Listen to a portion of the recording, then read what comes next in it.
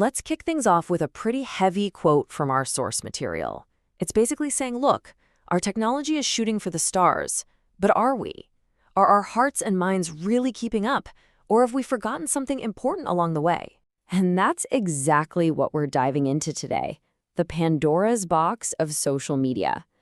We're going to unpack a source that really digs deep, not just into the tech, but into our complicated and, let's face it, sometimes messy relationship with it all. So, how in the world did we get here? Well, the material we're looking at paints a picture of the early internet as this kind of cute creation, right? Simple, full of promise. But just like Pandora's box, once it was opened, it let out something way bigger and more powerful than anyone saw coming. A beast that, let's be honest, probably knows us better than we know ourselves. Now get this, the analysis does not pull any punches. It draws this incredibly sharp line, basically saying there are only two industries that call their customers users: illegal drugs and social media. I mean, that's a heavy comparison, right? But it totally nails that feeling of compulsion so many of us have. And this is the real kicker. It all comes down to a huge shift in how this business works. We get to use these platforms for free. But you've heard the saying, if you're not paying for the product, you are the product. Our attention, our data, our time, it's all packaged up and sold to the highest bidder. So if our attention is the product, how exactly do they get it from us? Well, that brings us to the core of the problem. That addictive feeling we get, that's not an accident. It's not a bug, it's a feature. It's the whole point of this massive, multi-billion-dollar manipulation engine. There's actually a name for this whole business model, coined by Harvard professor Shoshana Zuboff: surveillance capitalism.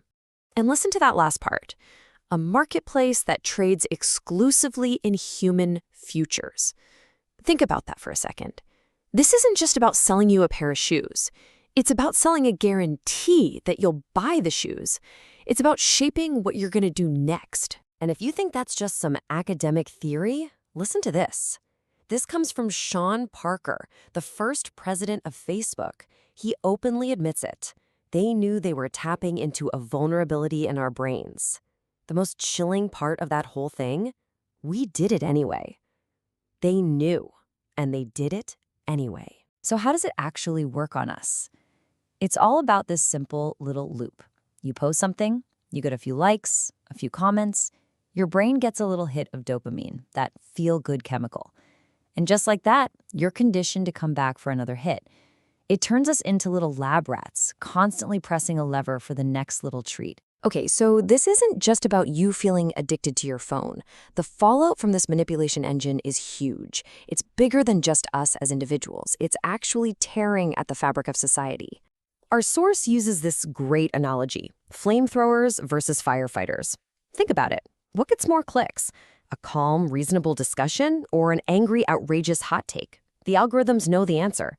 They feed the flamethrowers because that's what keeps our eyeballs glued to the screen, while the firefighters trying to calm things down just get ignored. And if you need proof of what happens when you amplify flamethrowers, get this. An MIT study looked into this and found that on Twitter, fake news spreads 6 times faster than the truth. 6 times. That just shows you the system isn't a neutral playground. It has a built-in bias for lies. And this quote from an early Facebook investor, Roger McNamee, absolutely nails the endgame here. It's like we're all living in our own personal Truman Show, with our own curated set of facts. You end up with millions of people living in completely different realities. And how are we supposed to solve anything when we can't even agree on what the basic facts are? So yeah, that all sounds pretty terrifying, right? But don't worry, the analysis doesn't just leave us there. It actually offers a way forward. And the solutions really fall into 2 different categories. First up, the practical stuff we can do to unplug the system. Okay, so here's a kind of toolkit, some things you can actually do. A big one, turn off your notifications. All those little dings and buzzes are just trying to pull you back in. Delete the apps that are just sucking up your time. And here's a good one. When you're watching videos, always choose what to watch next. Don't just click on what's recommended. And then there are the bigger boundaries, right? Like getting all tech out of your bedroom, keeping kids off this stuff. And this is interesting, intentionally following people you disagree with, just to break out of that bubble. But here's the thing, all those tips are great, but our source material suggests that's just trimming the branches. The real work, well, that's internal. It's about rewiring our own minds. And this really gets to the heart of it.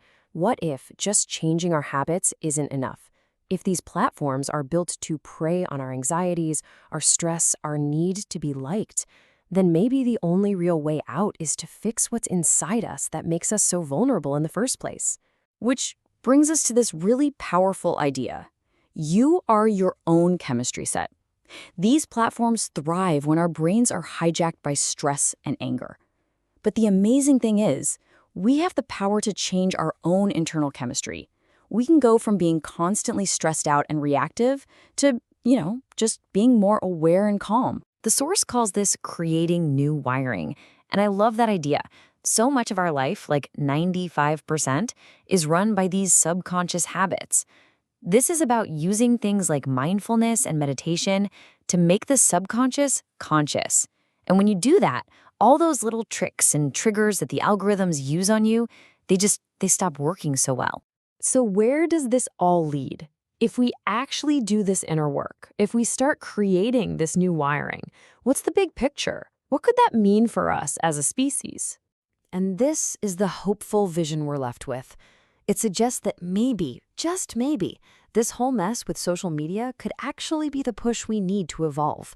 That by choosing awareness over algorithms, we could become kinder, more connected, more compassionate humans. So at the end of the day, it leaves us with this huge question. We can fight for new laws and regulations, for sure, but this source argues that the real power, the real solution, might be internal. Is the real answer not in some new tech law or a better algorithm, but inside each and every one of us?